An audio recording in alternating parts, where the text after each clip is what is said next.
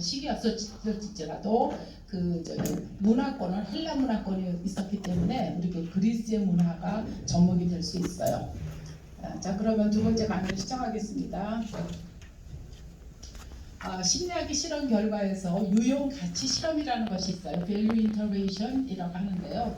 미국에서 부모가 1년간 수학에 관심을 가졌더니 부모가 수학을 잘하고 못하는 것에 관계없이 자녀들의 수학 공부에 대한 동기가 높아지고 성적이 올라갔다는 연구 결과예요. 이거는 다른 과목에도 다 접목해 볼 수가 있어요. 영어 과목에도 그렇고 또 신앙에 대해서도 부모가 신앙을 강요하는 것이 아니라 신앙에 대해서 성경 이야기에 대해서 관심을 가졌을 때 아이들도 자연스럽게 신앙 교육이 될 수 있고요.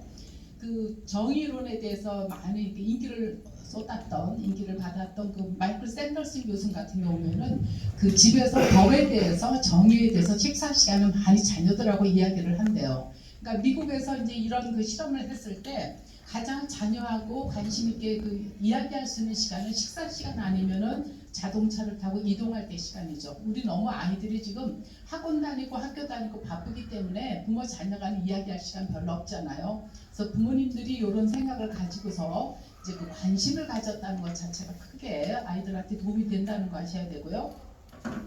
또 할머니 할아버지들이 요즘에 어린아이들을 양육할 때 수학이라는 거에 대해서 인문학 전공한 분들이 많이 알러지 반응을 일으키는 분들 많아요. 근데 그런 그 지식에 대한 어떤 폭이 좀 넓어지는 시간들 이렇게 되는 것이 정말 장로님 아까 말씀하신 것처럼 풍요로워진다면은 그것이 큰 성경하고 연결할 수 있다는 것, 그것이 저에게 있어서는 큰 도움이 된다고 생각을 해서 준비를 했습니다. 고대 그리스 문명이기 때문에 먼저 그리스 문명의 뿌리에 대해서 살펴보겠어요. 그리스는 뿌리가 BC 3000년경, 지금부터 5000년경 전에 크레타 섬을 중심으로 에게 문명이 발달을 했어요. 크레타 섬이라고 하는 것, 에게 문명은 미노아 문명하고 미케네 문명 두 가지를 합쳐서 얘기하는데요. 미노아 문명은 유명한 전설이 있죠. 테세우스 왕자가 그 미노타우루스 전설에 의해서 이제 그 실뭉치를 들어갔다가 그 괴물을 잡아가지고 오는 사건이 있었죠. 크레타 섬이 얼마나 고도로 문명이 발달한 곳이었냐면은 크노스 궁전에 그 유적이 발굴이 됐을 때 방이 14,000개였대요. 저는 1,400개인가 해서 자료를 다시 찾아봤더니 14,000개가 정확한 것이었고요. 욕조와 수세식 화장실이 있는 고도로 발달된 문명이었어요. 그렇지만 크레타 섬이 BC 2000년경에 화산 폭발로 문명이 사라져요. 역사에서 문명이 사라지는 데는 거의 지진이나 화산의 폭발로 사라지죠. 우리가 볼 때는 하나님의 심판이지만 하여튼 이제 그렇게 역사에서는 기록이 되고 있고요. 미노아 문명이 이제 사라진 다음에 미케네 문명이 발달을 했고 그러다가 BC 8세기경에 도시국가인 그리스 문명이 태동하게 돼요. 그리스 문명이 왜 중요하냐면은 최초로 학문이 만들어진, 특히 수학과 그 철학이 만들어진 민족이기 때문에 그리스 민족을 굉장히 모든 교육학이나 철학이나 수학이나 전부 그리스에서부터 시작을 하죠. 근데 그리스에서 그러면 학문이 발달한 이유가 있어요. 동양 문화에서는 중국의 문화고 서양 문화에서는 그리스 문화인데 그 중국과 그리스가 아주 대조적이에요. 학문이 발달한 이유 중에 첫 번째 이유는 기후를 꼽아야 돼요. 지중해성 기후. 지중해성 기후의 특징은 겨울에는 온난하고 여름에 건조해요. 그래서 야외 활동을 즐기기가 좋고 야외 활동에서 축제를 하고 축제를 그리스 사람들은 120일 정도를 축제를 했대요. 허들의 일들은 전부 누가 하면 되냐면 노예들이 했어요. 집회하기 좋고 연극하기 좋았고 그러면서 토론 문화가 발달하게 됐고 이제 사람들의 사고방식이 개방적이고 사교적으로 발달해 갔고요. 그러면서 공동체 의식이 성숙해졌고 민주적인 사고방식으로 발달을 해요. 좀 이따가 이제 우리가 그 파르테논 신전을 보겠지만 파르테논 신전이 건립될 때 페리클레스 군주 시대에 가장 민주주의가 꽃을 피운 시기였어요. 민주주의가 꽃을 피울 때 수학이 발달하고 문화가 발달을 해요. 근데 이 지중해성 기후하고 우리 한국의 기후하고 굉장히 대조적이에요. 우리는 우리나라는 여름에는 아주 습기 차고 장마가 많이 오고 그다음에 겨울에는 춥죠. 초등학교 국어 교과서에 나오죠. 살을 애는 듯한 시베리아 바람이 분다. 그래서 그게 이제 시험에도 나왔던 단어들인데요. 우리는 겨울에는 춥고 여름에는 습기 차고 그래서 야외 활동하기가 좋은 기후가 아니고 우리는 논농사를 짓고 농사 짓기에 좋은 농경문화에 좋은 기후였죠. 그러니까 우리는 축제라든가 이런 거 별로 없죠. 연극 같은 거는 이제 그 하층민들을 통해서 그 양반세 사회에서는 연극 같은 것은 없었고요. 토론 문화라고 하는 것이 양반들을 통해서 사랑방 문화가 있었지만 우리는 사색 당쟁이라든가 그 싸움에서 토론 문화가 발달하지 않았고 놀이 문화가 발달하지 않았기 때문에 정치적인 그 정당에 대한 그런 그 비판적인 것들이 많았고요. 개방적이고 사교적이지 못했고 공동체 의식이 성숙하지 못했어요. 그래서 민주적인 사고방식도 발달하지 않았고 이 기후라는 것이 문화의 굉장히 중요한 요인이라는 것을 알 수 있고요. 이 그리스인들의 토론 문화는 변론술로 발전을 하고 논리적인 사고력이 바로 기하학 발달의 원동력이 돼요. 기하학에서 서론, 결론, 본론을 가지고 증명하는 것들이 최초로 아리스토텔레스가 3단 문법을 만들어내면서 그 논리 문화를 발전시켰고요. 그 다음에 알파벳이라고 하는 것도 한글이 발달하는 중요한 이유 있는데 우리가 세종대왕이 한글을 만들었지만 그 전에 그 한글을 가지고 수학을 증명을 할 때 중국의 글자를 가지고 가불병 한자로 쓰면서 붓글씨로 이 한지에다가 쓰면서 수학을 증명을 했어요. 그러니까 우리 조선시대의 수학이라는 것은 증명이 아니라 하나의 서술이었어요. 예를 들어 설명했고 그게 동양 문화의 특징이에요. 근데 그리스에서는 알파벳을 가지고 사용을 했기 때문에 이들이 알파벳을 사용한 이유가 있어요. 해상무역이 발달하니까 우리는 농경문화였고 이들은 이제 그 70% 정도가 그 경지가 아니었기 때문에 농사 지을 수 있는 척박한 땅, 좋은 땅이 아니었어요. 척박한 땅이었기 때문에 해상무역이 발달하고 상공업이 촉진을 하니까 해외 식민지를 개척을 해서 그 외국에 나가서 개척을 하면은 사람들이 이제 모험심이 생겨요. 그래서 국가 경영에 대한 의지도 생기고 지식욕이 증가하니까 알파벳을 페니키아인들이 사용하는 알파벳을 수용을 해요. 그래서 그것을 가지고 그리스의 알파벳으로 모디파이 해가지고 지식층이 확대가 되니까 자의식이 생기고 자기 주도적인 의식과 민주의식이 발달해요. 이것이 가장 학문 발달의 중요한 요인이 돼요. 그래서 그리스인의 세계관을 보면은 이제 이들이 어떤 세계관을 가지고 있었냐면은 자연을 객관적인 대상으로 바라봐요. 이걸 대조적으로 유대인들은 자연을 하나님의 말씀으로 창조했다고 하는 창조설을 믿고 있었잖아요. 이 사람들은 객관적으로 신화를 믿으면서도 그리스의 신화를 믿으면서도 객관적인 대상으로 바라봤다는 것이 이제 그 문화를 발전시키고 학문을 발전시킬 수 있는 큰 요인이 되고요. 질서 있는 코스모스의 세계를 이해하고 근원을 찾으려고 노력을 했다. 그래서 근원을 찾은 결과 탈레스 같은 사람이 최초로 만물은 물이다. 그래서 물에서 뭐 생성이 되고 이제 싹이 트고 뭐 하면서 그런 식으로 논리를 전개해 나갔고요. 피타고라스 같은 사람은 만물은 수다. 그러면서 수로 음계를 발전을 시켰고 처음으로 발견을 했고요. 피타고라스가 유명한 피타고라스 정리도 증명을 했고요.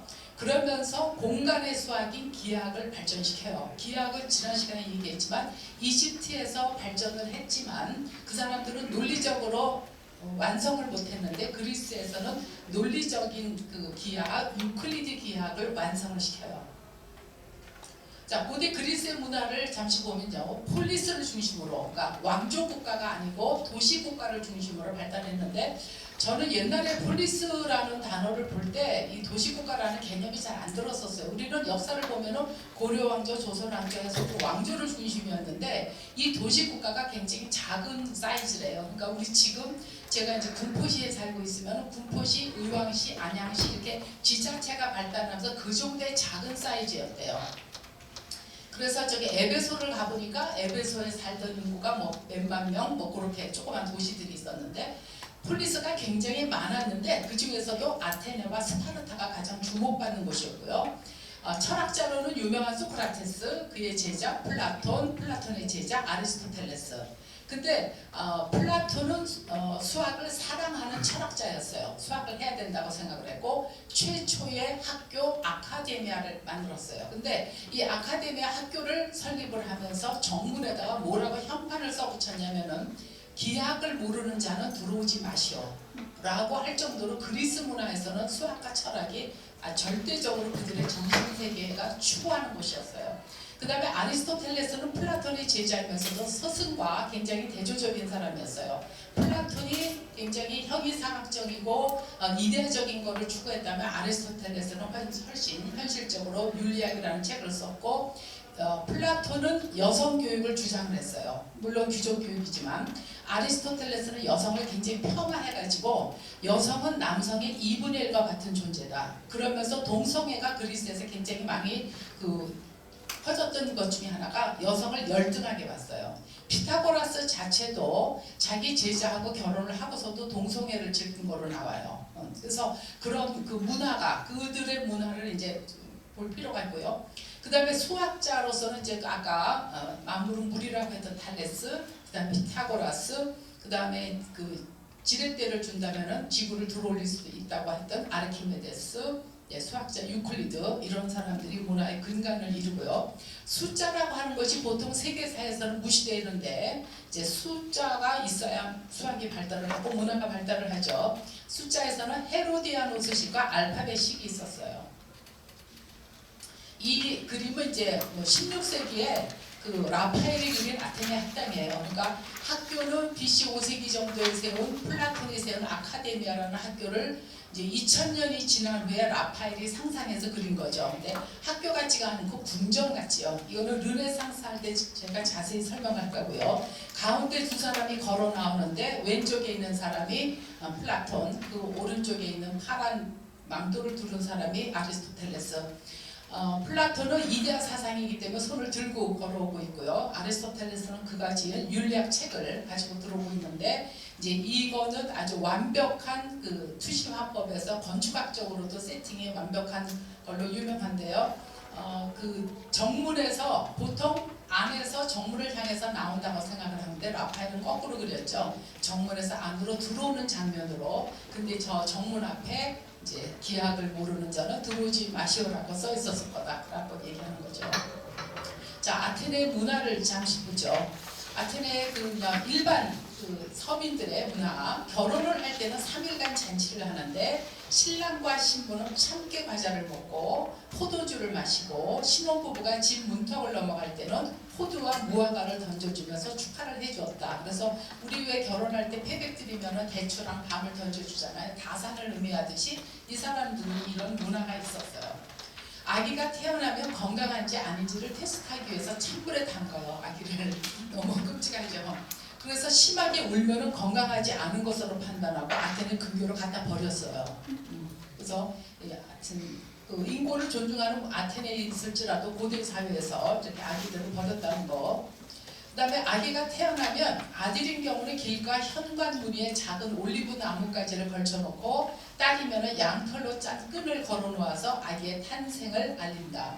우리나라 전통에는 왜 제가 초등학교 때만 해도 서울에서도 그렇게 했어요. 3, 7일까지 대문에다가 아들을 낳으면 고추 다 걸어놓고 딸을 낳으면 검은 수치를 걸어놓고 했었는데 이제 문화가 동양이나 서양이라도 비슷한 그런 감각들이 있는 것 같아요.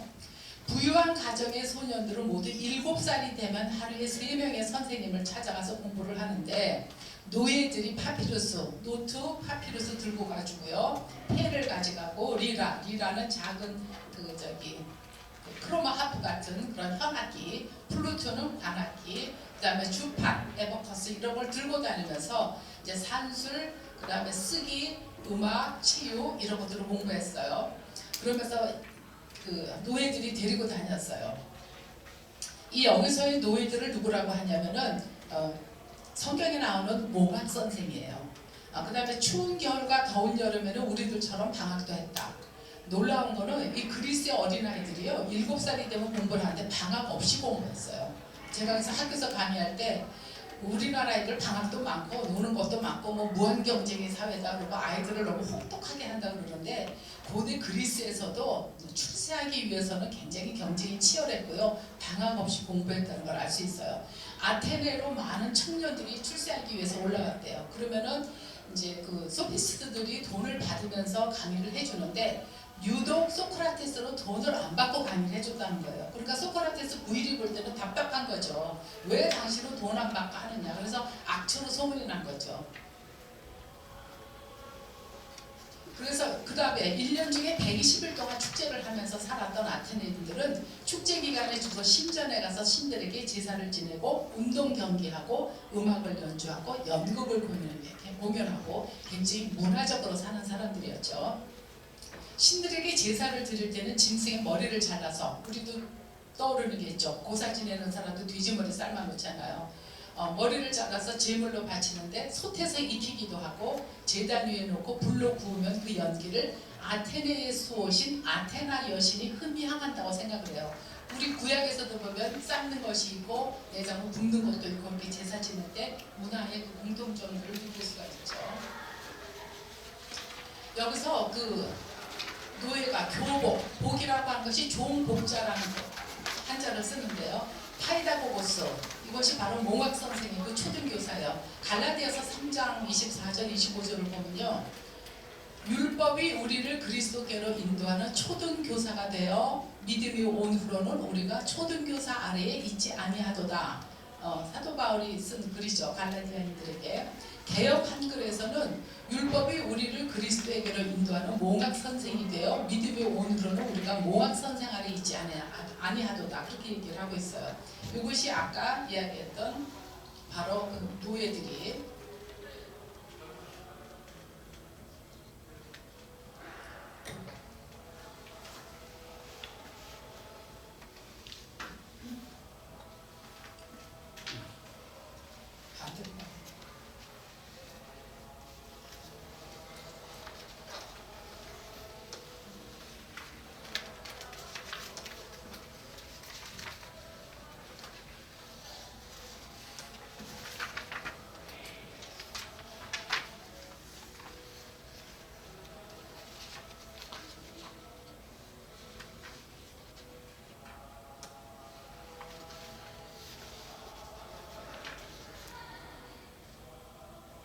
여기에서 그 노예들이 파피루스랑 이런 걸 가지고 다니는 사람들을 바로 성경에 말하는 몽학 선생이고 초등교사라는 뜻이죠. 그래서 그 사도 바울이 이야기할 때도 그리스 문학원에서 그 단어를 갖다 썼다는 걸 알 수 있어요.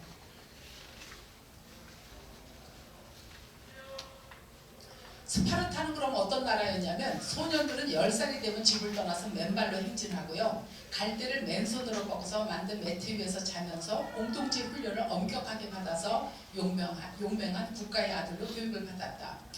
이 스파르타도 또 그 아테네와 비슷하게 아기가 태어나면 건강을 테스트하기 위해서 포도주로 씻어요.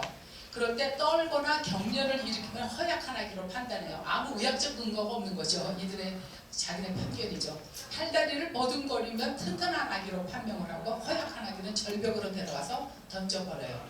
그러니까 왜 처음부터 이제 건강한 아기들을 키워서 국가를 강성화하겠다고 하는 그들의 잘못된 인식이 바로 이제 그런 비인도적인 것을 나타냈다는 뜻이고요. 스파르타는 소년과 소녀에게 똑같이 격투기 연습을 시켜요. 그리고 창과 원반을 던지고 달리기를 시키고 창 던지기, 원반 던지기, 달리기, 이제 마라톤 이것이 전부 다 올림픽의 그 종목이었죠. 그 다음에 20세가 되면 정식으로 국가를 위한 군인이 되고 30세까지 10년간 군인으로 복무해요. 그래야지만 시민권이 주어져요. 결혼을 허락받아야지만 나라에서부터 허락받아야 되고 결혼을 하지 않으면 법에 따라 처벌을 받았어요. 우리나라도 만약에 이제 인구가 적어져서 이렇게 된다면 이거는 뭐 난리가 나는 사건이 되겠지만요. 그 시대에 이제 그렇게 인구 문제도 그 시대에도 중요했다는 걸 알 수 있죠. 소년들은 날마다 찬물로 몸을 씻으면서 몸을 단련하고 허름한 음식만 먹고 소녀들은 훈련받기에 편리하도록 헐렁한 옷을 입었다. 이거는 틀리는 말이에요. 왜냐하면 어디에 지금 방점이 있냐면 소년들이 찬물로 씻은 것이 아니라 소년들은 당연하고 소녀들도 찬물로 씻었대요. 왜 그러냐면 용맹한 여자들로 키워서 건강한 여인들이 되어서 건강한 아기를 낳을 수 있다고 생각을 했기 때문에 이렇게 엄격하게 스파르타는 정말 우리가 보통 훈련을 스파르타식으로 한다고 하듯이 엄격했지만 아이러니하게도 문화를 숭상하고 자유롭게 키운 오히려 아테네의 스파르타가 오히려 멸망을 하죠. 그리스의 숫자를 보면 헤로디아누스식과 알파벳식이 있는데 그 그리스 알파벳은 알파, 베타, 감마, 델타. 이거 그리스 알파벳이 조금 코로나 때문에 많이 좀 오미크론이라든가 이런 게 익숙해지셨는데 우리는 수학을 다 이 기호를 쓰게 돼요. 그래서 알파에다가 위에 발을 붙여가지고 1이라고 사용을 했고 베타에다 발을 붙여서 2라고 사용을 했어요. 왼쪽에 있는 거는 이제 그 감마, 델타, 그러니까 삼각주를 델타라고 하는데 삼각주가 그 삼각형 모양이기 때문에 델타라고 표현을 해요. 그래서 H, X 뭐 이런 식으로 숫자를 사용했다는 거 그냥 구경만 하시면 되겠어요. 탈레스는 기하학의 창시자인데 직업이 올리브와 소금을 파는 상인이었어요. 그러니까 상인이라고 하는 사람들은 뭐에 빠르냐면은 문화의 변혁에 대해서 굉장히 빨리 반응하는 분들이에요. 그리고 그 당시에 그 올리브하고 소금은 주요한 생산물이었고 이것을 이제 국내에서뿐만 아니라 이집트에까지 가서 파는 상인이었어요. 근데 천재적인 사람이랑 이집트와 메소포타미아 지역과 거래를 하면서 수학하고 천문학을 배우고 들어와요. 그러니까 그 당시에 최고의 그 학문과 그 통치에 필요한 것은 수학과 천문학이었어요. 그 다음에 일식을 정확하게 그 당시 예측한 사람으로 놀랍게 그 인정을 받고 있고요. 지팡이를 세워서 그림자를 활용을 해서 피라미드의 그림자를 재고 삼각형의 닮음의 성질을 활용을 했죠. 이거 요즘에 중학교 교과서에 나오는 것들인데 그 옛날에 지금 이미 탈레스가 다 증명한 거다. 학생들이 뭐 어렵다고 생각을 하면 그렇게 말씀을 해드려야 돼요. 피라미드의 높이를 계산을 했고 연역적인 증명을 하는 기하학의 출발을 최초로 만들었어요. 그러니까 학문을 만들어낸 우수한 민족이라는 게 참 그리스인들이 놀라운 사실인데 지금 그리스가 우리 대한민국보다도 소득이 뭐 GDP가 낮죠. 탈레스가 증명한 정리들 보면 옛날에 중학교 때 하신 것들이에요. 그냥 한번 기억을 더듬어 보신다면 모든 원둘레는 지름에 의해서 이등분된다. 원을 갖다가 반을 딱 접으면은 그 가운데 지름이 바로 이등분된다는 거죠. 두 직선이 만날 때 막곡지각의 크기는 같다. 두 변의 길이가 같은 이등변 삼각형은 두 각의 크기가 같다. 어떤 삼각형도 세 각의 크기를 합하면 180도가 된다. 요거를 이제 제가 일부러 하는 이유가 다음에 시대에 따라 기하학이 발달해서 사형기하학이 나오고 위상기하학이 나올 때 이것이 수학의 이런 공리가 틀리다고 하는 걸 설명하기 위해서 일부러 지금 넣었어요. 그러니까 피타고라스는 마무르 수라고 얘기를 했는데 BC 500년경에 피타고라스 학파를 설립했어요. 피타고라스는 학교라고 하지 않고 학파라고 얘기를 해요. 학교는 최초의 학교 플라톤이 세운 아카데미아라고 얘기를 하고요. 근데 피타고라스는 왜 그러느냐면은 공동체를 이제 이끌었는데 두 개예요. 아쿠스마틱스하고 마테마이코이라는 것이 있는데 아쿠스마틱스에서는 그 피타고라스가 영적인 가르침을 가르쳐줘요. 그래서 아침에 집에서 출근을 하면서 출퇴근을 하면서 피타고라스에게 그 영적인 가르침을 우리가 교회에서 뭐 와서 이렇게 성경 공부하고 예배드리고 그러듯이 배우는 공동체가 아쿠스마틱스고 수학을 가르쳐주는 것은 특별한 지식이었기 때문에 마테마이코이에서만 가르치는데 지금의 카톨릭의 신부나 수녀들이 그 수도원에 들어가서 해야 되듯이 거기서 거주를 하면서 사유재산을 거기다 다 바쳐야 돼요. 그래야지만 피타고라스가 수학을 공유했어요. 그러면서 피타고라스의 정리 A제곱 플러스 B제곱이 C제곱이라는 것을 증명을 하고서 너무 기쁘고 좋아서 그들이 믿는 신에게 황소를 100마리 바쳤다는 전설이 있어요. 그런데 이제 그 직각이등변 삼각형에서 밑변이 1이고 높이가 1일 때는 루트위가 나오는데 그 루트위가 문제가 뭐냐, 그거를 발설한 제자한테 너 말하지 말아라. 근데 그거를 발설했다가 벌을 받아가지고 뭐 배를 타고 가다 바다에 빠졌다느니 이제 그런 이야기가 있는데 그거를 우리나라에서 최초의 수학 소설을 쓴 이선영 씨가 1억 보료를 당선해가지고 천년의 침묵이라는 책을 썼어요. 근데 이제 우리나라에서 최초의 수학 소설이었고 그 사람이 이제 다리가 조금 불편해요. 그래서 어렸을 때 뛰어나가 놀지 않고 늘 책을 봤대요. 그러면서 수학과 안 나왔는데 수학 그 강사를 좀 했고 문예 창작가를 하면서 여기에 착안을 해가지고서 7년 동안 그리스를 가보지도 않고 그리스에 대한 책과 자료를 가지고 상상을 하면서 소설을 만든 거예요. 그 소설이 너무 재밌어요. 근데 이제 그 마테마이코이에서 일어난 살인 사건이라든가 그런 것들을 다뤘는데 이제 그렇게 수학이라는 것은 특별한 그 지식이었고요. 이 정오각형의 배지를 달고 다녔어요. 이 학파 사람들은 뭐 북한의 그 사람들이 김일성 배지 달고 다니듯이. 근데 왜 정오각형이냐? 여기에 황금비가 있기 때문에. 근데 황금비를 발견해가지고 황금 비율이라는 건 요즘에 광고에도 뭐 모의 황금비 이렇게 나오잖아요. 약 5대 8인데 정확하게 1대 1.618, 더 정확하게 1대 2분의 1 플러스 루트 5인데 지금 황금 비율을 얘기를 해드릴게요. 피타고라스의 정리는 이게 좀 모나리자 그림이라는 거 알 수 있죠. 그러니까 A제곱 플러스 B제곱이 C제곱이라는 것을 우리는 교과서에서는 정사각형 가지고 배웠잖아요. 근데 정사각형뿐만 아니라 모나리자의 얼굴 사진으로도 이게 될 거라는 얘기죠. 면적이니까. 우리 사진으로도 할 수 있는데 저 기술이 없어가지고 이렇게 만들지 못해가지고 이거 지금 카피한 건데요. 이제 이렇게 해도 면적이 그 두 얼굴 합친 것이 커다란 얼굴과 같아질 거다.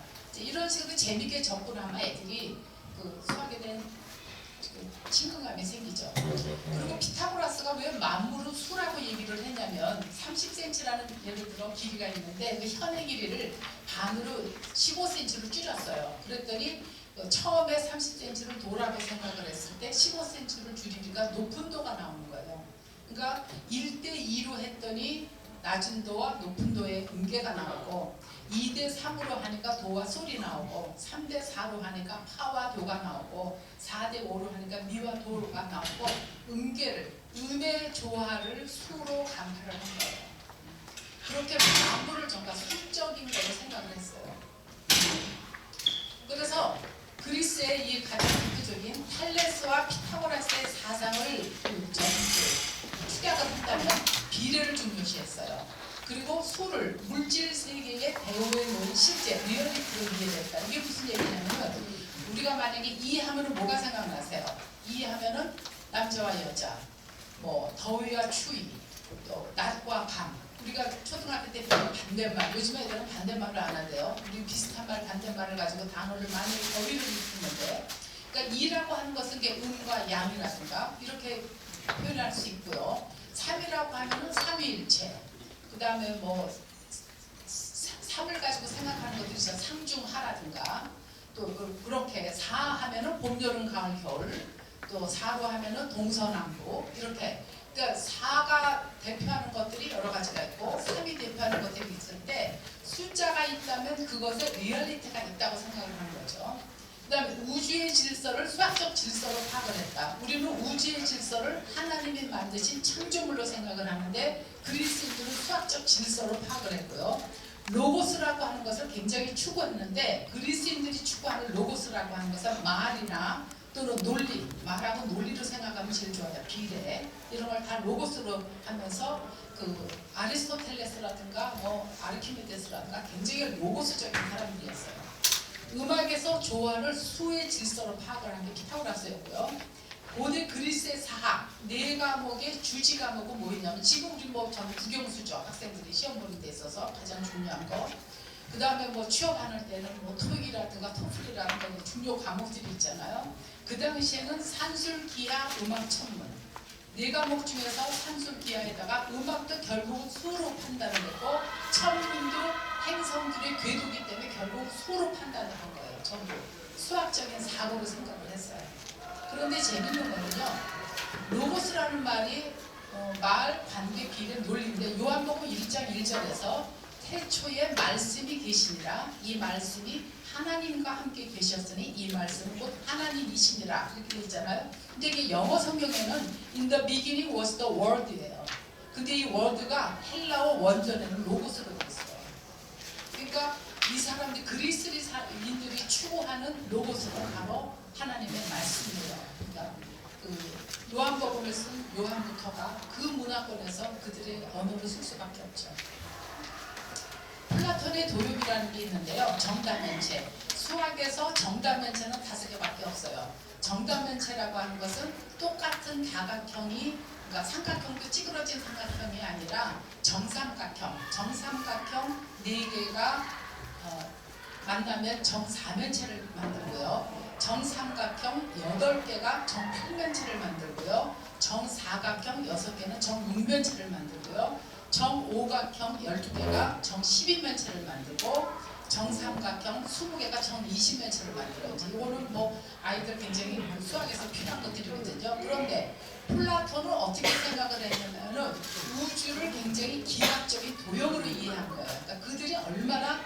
그 수학적이고 기하적이었는가를 알 수 있는데 플라톤은 정사면체는 불이다. 공기라고 하는 것은 정팔면체다. 흙은 6면체다. 우주는 12면체다. 물은 20면체다. 이렇게 그들의 사고방식이 기하적이었다는 것을 알 수 있어요. 정오각형을 아까 피타고라스 학파에서 배지를 달고 다녔다 그러는데 정오각형이 왜 그들이 그렇게 숭상을 했냐면 황금비가 있어서 그러는데요. 포인트 안 쓰고 가셨는데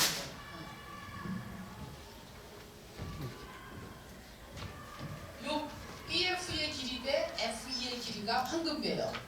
그러니까 요 길이와 요 길이 이게 전부 다 황금비고요. 그 다음에 요 이등변 삼각형이 만들어질 때 요 밑변과 뒷변이 또 황금비가 돼요. 그리고 여기 이제 처음에 정오각형으로 만들었는데 작은 정오각형 만들어지잖아요. 여기다 또 이어져요. 또 이어지면 정오각형이 또 만들어지고 황금비가 계속해서 만들어져요. 근데 재밌는 거는 우리 현상 세계에서도 옆에 있는 사진이 초콜릿 칩이에요. 우리 어린애들이 왜 초콜릿 쿠키 좋아하잖아요.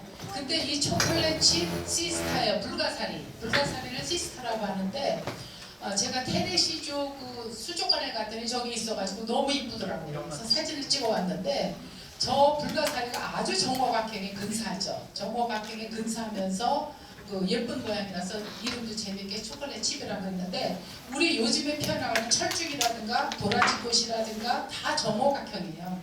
정오각형에서 거의 근사하게 또 뭐 있더라? 백꽃이라든가 다 정오각형들이 굉장히 많아요. 오각형의 도형들이 이 자연 현상 가운데서도. 그런데 그 오각형에서 황금비를 발견한 거죠. 이집트 미술하고 그리스 미술을 비교해 본다면요. 이집트 미술은 신이나 군주를 위한 것. 지난 시간에 그 람세스에 대한 그림도 했죠.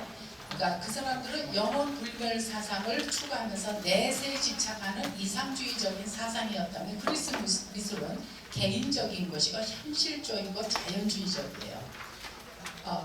고대 그리스 미술이 추구한 거 앞에 수학자들이 비례를 중요시했듯이 황금비를 중요시했듯이 미술에서도 비례를 굉장히 추구했고요. 대칭이 돼야지. 대칭이 되면 뭐가 좋을까요? 안정감이 있고 그 다음에 더 아름답고 그러니까 사람의 얼굴도 약간 찌그러진 사람은 못생긴 거죠. 아름다운 사람일수록 대칭이 돼야 되고요. 그 다음에 조화를 이루어야 되고요. 이런 것들인데 참 이 사람들은 독특한 민족인 것 같아요. 황금비를 어떻게 생각을 했냐면요. 만약에 저기 A하고 B라고 있는 성분이 있는데 저게 그냥 막대 초콜릿 사탕이라고 생각을 하세요. 초콜릿 사탕이라고 생각해서 친구한테 뭐 발렌타인데이에 이제 선물을 주고 싶다.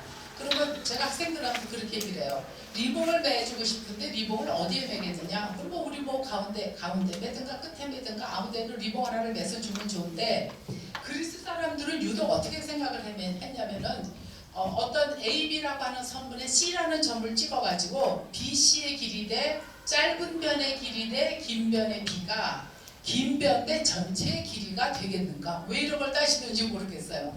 이렇게 그 사람들이 사변적인 사람들이었어요. 저거를 따지고 보니까 저기에서 C라는 점이 5대 8이 될 때 아름답더라. 그걸 발견해낸 거예요. 그래서 그 발견해낸 거를 건축에도 활용을 하고 도자기에도 활용을 하고 술잔에도 활용을 하고 온갖 것에 이렇게 그 황금비를 활용을 했어요. 오늘날까지도 유효하죠. BC 4세기에 프락시텔레스라고 하는 사람의 크니도스의 비너스라고 하는 작품이 있는데요. 이 여인의 그 작품을 보면 밑에 발찌한 것 같죠? 하얗게. 발찌가 아니고요. 이제 잘라진 것들을 갖다가 붙이면서 붙인 거래요. 나중에 발굴할 때 이렇게 파손된 것들을. 근데 이름이 비너스예요. 왜 비너스냐면 아까 뭐라 그랬어요? 아리스토텔레스가 여성들은 남자의 2분의 1과 같은 존재로 폄하했잖아요. 폄하했기 때문에 여자를 조각하기 싫은 거예요.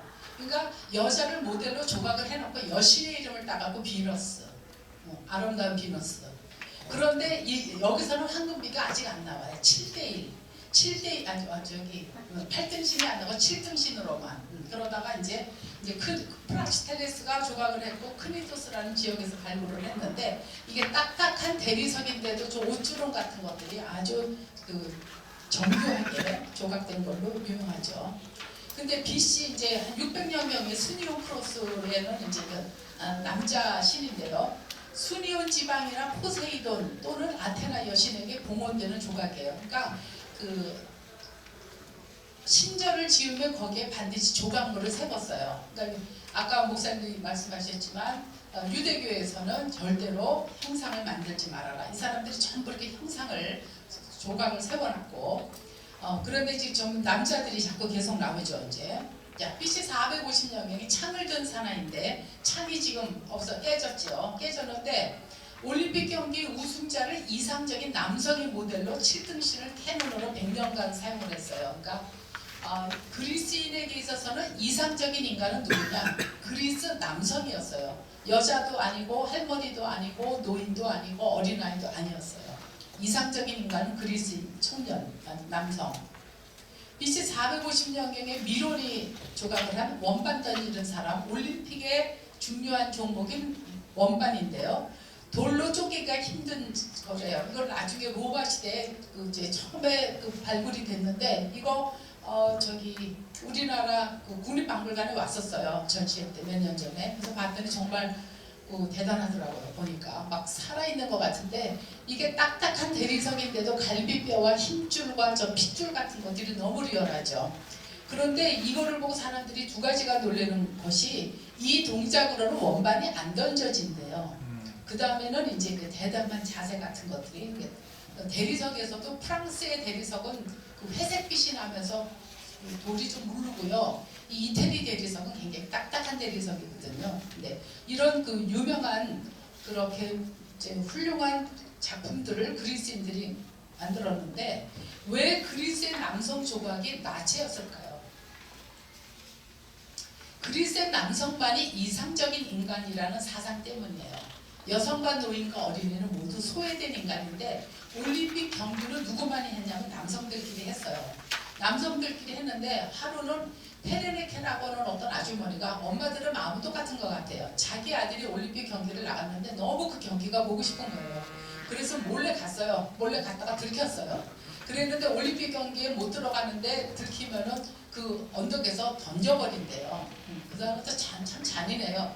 그래서 던져버려야 되는데 이 엄마가 그 아들도 올림픽의 우승자가 됐고 자기 친정아버지도 우승자였고 뭐 남동생도 우승자였대요. 아주 올림픽 가족이에요. 우승자들.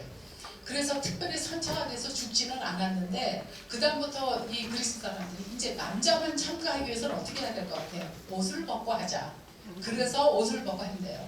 그래서 이제 올림픽 경기를 남자들만이 했는데 그래서 그리스 도자기 같은 거 보면 전부 발가벗고 뛰는 장면들이 나오는 게 그래서 그래요.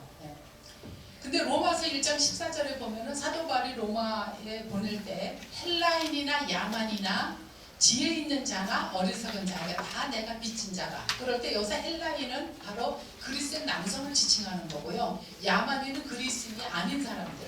그 다음에 지혜 있는 자. 지혜 있는 자 바로 이제 그 가장 그리스의 철학이 있고 지혜로운 사람들. 그래서 그런 거를 이제 빗대서 얘기하는 거예요. 그래서 헬라인이라고 사도 바울이 지칭하는 것이 바로 그 사상 때문입니다. 자, 이 여인의 얼굴을 보면은 이제 그 눈 가운데 여기 코를 중심으로 여기 코를 중심으로 여기가 5대 8이 돼야 아름답다는 거죠. 황금비가 이제 가장 이상적인 얼굴에서는 그 다음에 여기에서는 여기 콧등을 중심으로 아랫부분에서는 5대 8 또 여기 얼굴의 밑부분에서는 이마선을 중심으로 5대 8 또 뭐 여기 이제 미간, 코의 요 폭과 입술의 폭이 5대 8 또 입술과 눈의 요 폭이 5대 8 이렇게 완벽하게 아름다운 여성의 얼굴에는 황금비가 세로로 가로로 다 있다는 거죠. 그래서 이제 보통 그 왜 인터넷에서나 하면 우리나라 배우들 중에서는 황금비의 얼굴이 옛날에는 황신혜 씨 그 다음에 뭐 김희선 뭐 이렇게 얘기를 하다가 그러면 김태희는 뭐냐? 김태희는 금강비다. 금강비는 5대 7이고 그럼 동양입니다. 이제 그렇게 얘기를 하죠.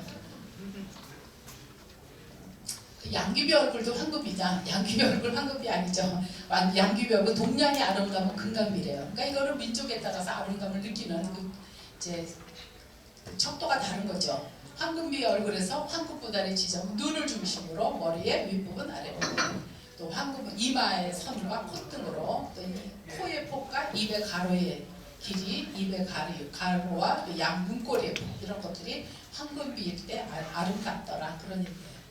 자, 고대 그리스의 파르테논 신전을 보면은 이 신전을 지을 때도 이 사람들이 철저하게 황금비를 사용을 해서 이 세로의 길이와 저쪽 가로의 길이가 5대8, 그 다음에 대칭으로 반을 나누었을 때도 저 AB의 길이와 또 이쪽에서도 여기에서도 AB의 길이와 BC의 길이가 5대8, 이런 식으로 그들이 수학적인 비례를 건축에도 철저하게 사용했다는 것을 알 수 있고요.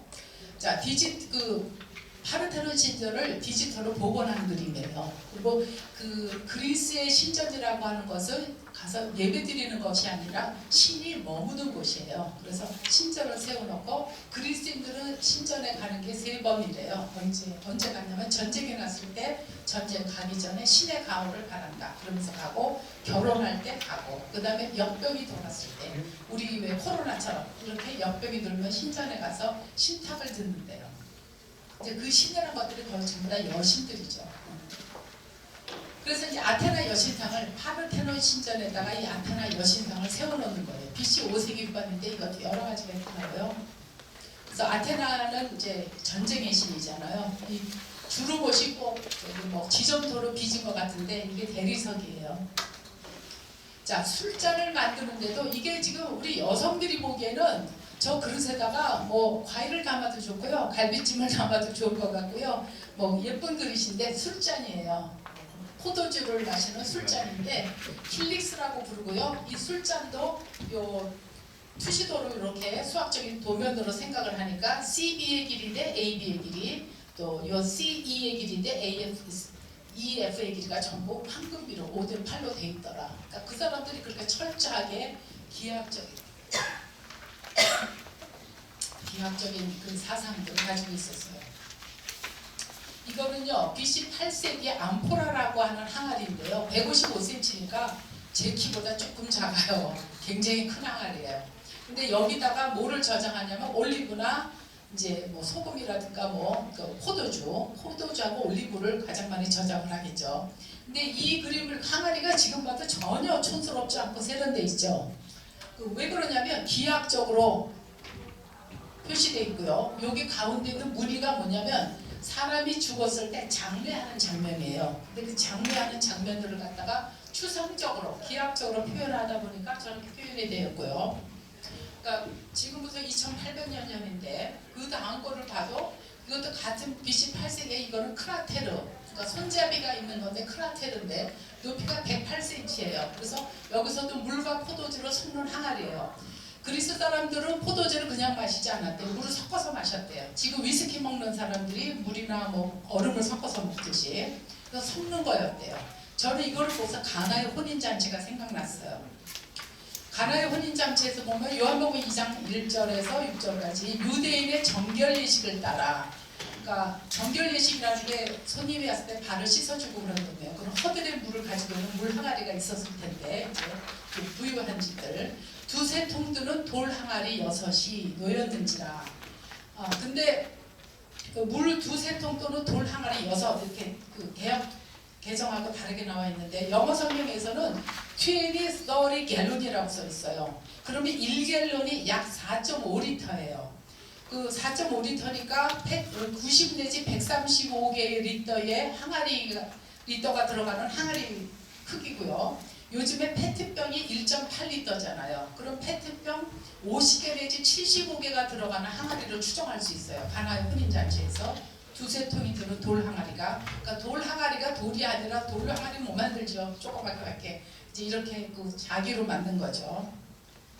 그래서 그걸 보면은 그 예수님이 간 그 가나의 혼인잔치 집에서 저런 그 허들의 물이 변해서 포도주가 된 사건이래요. 그러니까 그 물을 가지고서 손님들의 발을 씻어주는 거였는데 그거를 예수님이 포도주로 바꿔놓은 기적의 사실이 저런 항아리였을 거예요.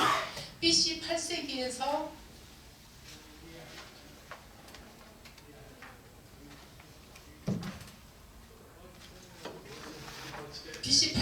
예수님 당시 지니까 800년이 지나더라도 그 당시에 시대가 빨리빨리 변하지 않기 때문에 이런 항아리를 그대로 썼을 거란 말이에요.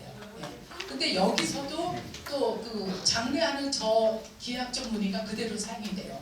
저 무늬를 굉장히 많이 유행을 하고 좋아했었나 봐요.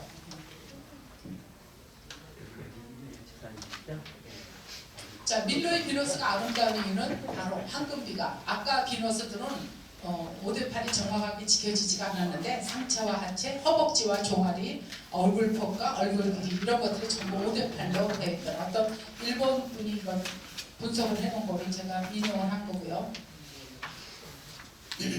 유클리드 기하학이라고 하는 것은 아까 목사님이 설교에서도 하나님이 눈에 보이지 않기 때문에 예수님이 오셨고 예수님이 이제 승천하신 다음에도 보이지 않기 때문에 보혜사 성령이 증거들을 보여줬다, 능력을 줬다 이렇게 얘기하셨는데 수학에서 기하학은 눈에 보이지 않는 점에서 출발을 해요. 그래서 우리는 신앙에서는 믿음의 눈으로 보라 그러는데 수학에서는 정신의 눈으로 보라 그래요. 정의가 23개가 나오는데요. 첫째는 정, 부분을 가지지 않는 것이다. 위치만 있는 거예요. 추상적인 개념이에요. 수학의 기하학은 선, 폭이 없는 길이다. 선의 양 끝은 점이다. 근데 이것이 바로 어디에서 나온 거냐면 플라톤의 이데아 사상이에요. 비행기를 조종하는 조종사가 그 비행기에서 내려다볼 때는 집이 점으로도 보이고 사람이 점으로도 보여요. 그렇지만 칠판에서 수학을 설명하는 선생님은 백목으로 이렇게 찍었을 때 그것이 점으로 보일 수 있는 거고 바느질을 하는 수공을 하는 사람의 경우에는 작은 땀이 점으로도 보일 수 있거든요. 여러 가지를 점으로 인식을 하는데 그 점이라는 것은 진짜 이데아적인 점이 하나 있는 건데 이데아적인 점이 하나 현상으로 나타나는 거죠. 우리가 원 하면 뭐가 생각나세요? 피자, 호빵, 자전거 바퀴, 그냥 원의 현상들이에요. 수학에서 말하는 진짜 원이 하나 있는 거죠. 그래서 그 유클리드가 참 어떻게 이렇게 23개를 정의했어요. 디파인을 했어요. 데피니션을. 장로님은 성함이 왜 김태형이세요? 크게 영화롭게 살라고 저희 할아버지께도 지어주셨어요. 할아버지가 그냥 지으셨어요. 우리한테 동의에 받지 않고요. 이 아이는 이제부터 김태형이라고 하자 그렇게 선언한 거예요. 수학의 정의는 다 선언이에요. 그냥 일방적인 선언이에요. 그리고 하나님이 저는 그걸 볼 때만 느끼는 게 아브라함을 찾아갔을 때 아브라함 동의 구하지 않았어요. 너는 믿음의 조상이 되리라. 이스라엘 백성들에게 나의 율례와 규례를 지키면 나의 백성이 되고 나는 너희 하나님이 되리라. 그냥 하나님이 일방적으로 택하셨어요. 그리고 수학에서는 전부 이 정의, 공준 이런 것들이 그냥 증명하지 않고 그냥 받아들이는 것, 이것을 다 공준이라고 하고 그걸로 수학을 만들어가요. 그래서 믿음이 없는 자는 수학을 잘할 수 없다. 그런 말을 하시는 크리스찬들도 있어요. 믿음으로 받아들여야 된다. 왜냐하면 처음에 출발은 그냥 받아들여야지만 되기 때문에. 그래서 유클리드 기하학의 특징은 한 직선의 양 끝은 만나지 않는다. 직선을 연장을 했을 때 오른쪽과 왼쪽은 만나지 않아요. 삼각형의 안각의 크기하고 180도이다. 두 직선이 평행할 때 두 직선은 절대로 만나지 않는다. 근데 이러한 유클리드 기하학이 만들어지는 시각이 있어요. 우리가 인간이 감각이라고 하는 게 오감각이 있잖아요. 촉각, 시각, 청각, 후각, 미각 이렇게 있는데 유클리드 기하에서는 왜 두 직선이 평행하다고 생각을 하냐면요. 이 직선은 손으로 들어가지고 이렇게 오다 포개 놓을 수 있다고 생각을 하기 때문에 그래요. 두 삼각형이 합동이라는 거 학교 다닐 때 배우셨잖아요. 왜 두 삼각형이 합동이냐면 하나의 삼각형을 들어서 다른 삼각형에 딱 놨을 때 포개어지기 때문에 그때 합동이라고 하는 거거든요. 촉각적이에요. 그 당시에 그 공간관에 대한 그 사고방식이 촉각에 기여를 했고 왜 평평한 세상을 갖다가 끝없이 연장을 했을 때 직선이 만나지 않냐면 그 당시에 사람들이 지구를 어떻게 인식을 했냐면은 평평하다가 평평한 곳에서 바다에 배를 타고 가다가 붕 떠 떨어진다고 생각했어요. 근데 그 다음에 이제 콜럼버스가 지구가 둥글다는 것을 몸으로 보여주고 지동설이 나오고 그러니까 지구가 둥근다는 것이 되니까 기하학이 바뀌어야 되죠.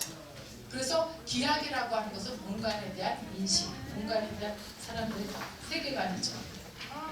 자, 그러다가 이제 사형기하학이 유클리드 기하는 촉각적인 기하고 만지는 기하라면 사형기하는 모닝 기하예요. 요즘에 젊은 애들이 유행하는 말이 비주얼이 안 좋다. 뭐 그런 말을 많이 하죠.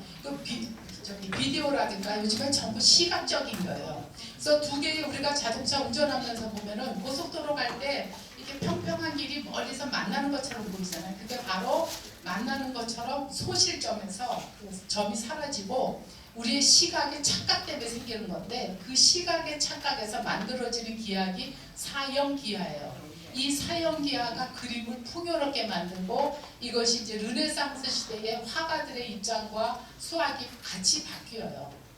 그래서 사형 기하에서는 이런 일반 사각형과 저런 사다리꼴과 사각형이 정사각형이 합동이 되어버려요. 그러니까 여러분들이 학교 다닐 때 배운 거는 전부 유클리드 기하예요. 사형 기하는 수학과에서만 배워요. 근데 이거를 설명을 해야 이제 미술을 이해할 수 있기 때문에 그래서 유클리드 기하가 텍타일 지오메트리 만지는 기하라면 사형 기하는 비주얼 지오메트리 보는 기하이고 유클리드 기하가 플라톤의 철학에 기초한 것이라면 사형 기하는 화가들의 욕구에 의해서 화가들이 왜 이런 욕구가 생겼냐면 중세시대 그림만 그리다 보니까 너무 단조롭고 재미가 없는 거예요. 그래서 이제는 좀 리얼하고 풍요롭고 좀 생동감 있는 그림을 그리고 싶다. 그러면서 화가들이 연구하게 된 것이 수학자들에게 새로운 그 기하학의 그 장을 열어주게 된 거예요. 화가가 수학자들에게 오히려 촉진해 준 결과가 됐어요. 그래서 유클리드 기하학에서는 비례를 중요시했다면 사형 기하학에서는 비례가 시각에 의해서 거리로 표현되기 시작을 했죠. 산미신이라고 하는 주제가 있는데요. 그리스부터 현대까지도 미술가들에게 매력있는 주제거든요. 근데 비너스, 그리스에서는 비너스고 로마에서는 아프로디테잖아요. 그 비너스의 시녀들이에요. 세 명의 아름다운 미녀가. 근데 이제 뭐 매력과 아름다움과 창조력을 의미한다. 뭐 순결과 사랑과 아름다움이다. 근데 이런 거 다 잊어버리고 뭘 생각하면 되시냐면은 베풀고 받고 되돌린다. 이런 세 단계의 원리를 설명한다느니 아름다움과 우아함과 기쁨이다. 하여튼 이렇게 세 명의 아름다운 여신을 오래도록 사람들이 그 화가들이 그 그림의 주제를 생각해서 그렸는데 그들의 수학과 그들의 그 문화에 따라서 어떻게 다르게 표현이 됐냐면 왼쪽에 거는 그리스의 산미신이에요. 그래서 하나는 주고 받고 되돌리고 아름다움과 기쁨과 환희다. 그런데 중세의 산미신은 똑바로 일렬로 서 있어요. 담요 같은 옷을 입고 토스카나 벽하에 있는 중세의 산미신이고요. 똑같은 산미신인데 르네상스의 산미신은 보티첼리의 그림에 나오는데 이제 아주 그 발레하는 모양과 같고 란제리를 입고 아름다운 모습으로 표현이 되죠.